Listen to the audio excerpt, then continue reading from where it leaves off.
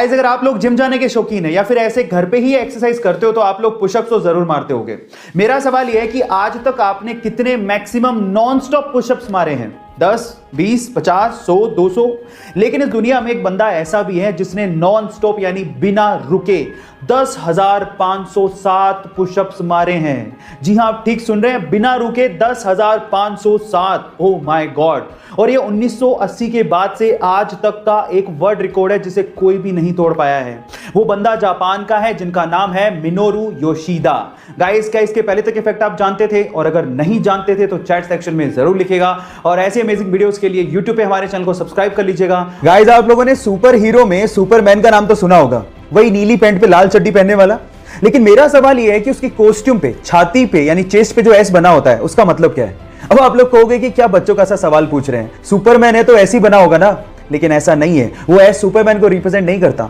Actually वो S Kryptonian language से लिया गया है जिसका मतलब होता है होप यानी कि उम्मीद। क्या इसके पहले तक आपको इफेक्ट पता था? और अगर नहीं पता था तो चैट सेक्शन में लिखना मत भूलिएगा।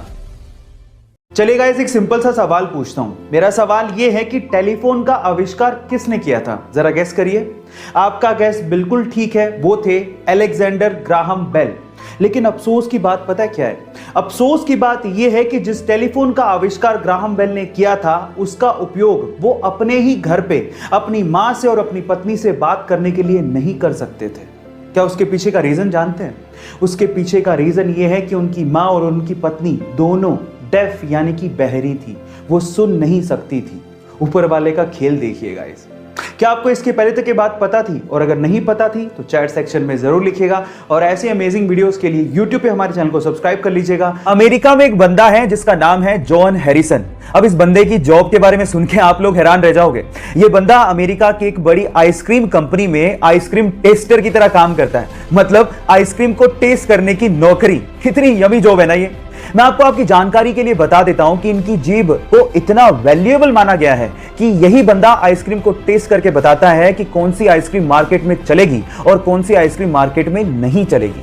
इसी के चलते उनकी जीभ का 7 करोड़ रुपए का इंश्योरेंस तक करवाया गया है। ये वियर्ड सी जॉब के बारे में सुन के आपको कैसा लगा? चैट सेक्शन में लिखना मत भूलिएगा। चलिए गाइस, एक सवाल का जवाब दीजिए। सवाल यह है कि जब बच्चा पैदा होता है तो पैदा होते ही वो कितने साल का हो जाता है? अब आप लोग कहोगे कि क्या बचकाना सवाल है, अभी तो बच्चा पैदा ही हुआ है तो साल की बात कहां से आ गई? आप अपनी जगह ठीक हो सकते हैं, लेकिन सवाल बचकाना नहीं है। क्यों? मैं आपको बताता हूं। मैं बात कर रहा हूं यहां पर साउथ कोरिया में जन्मे बच्चों की। क्या आपको पता है कि साउथ कोरिया में जो बच्चा जन्म लेता है वो पहले दिन ही 1 साल का माना जाता है? अब ऐसा क्यों होता है? उसके पीछे का रीजन है कि वहां के लोगों का यह मानना है कि बच्चे ने 9 महीने पेट में भी निकाले हैं। इसीलिए जब वो पैदा होता है तो बजाय उसे 1 दिन का मानने के वो उसे 1 साल का मानते हैं।